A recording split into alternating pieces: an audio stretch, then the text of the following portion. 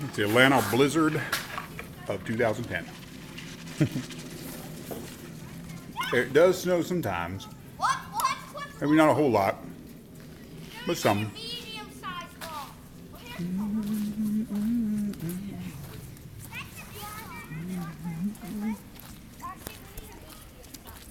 Making a snowman.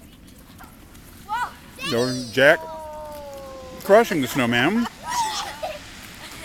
Natasha playing. Paulina, what are you doing, Spinogly? Whoa! That's a lot of snow, Dogly Swogly. Make a snow angel. Okay. That's what you do, a snow angel. My angel making a snow angel. What did you do to your palita? They're Bobby's gloves. Oh, you're using Bobby's gloves. You guys make the snow. You go right down to the grass. Look, I made an angel. Wow. All right.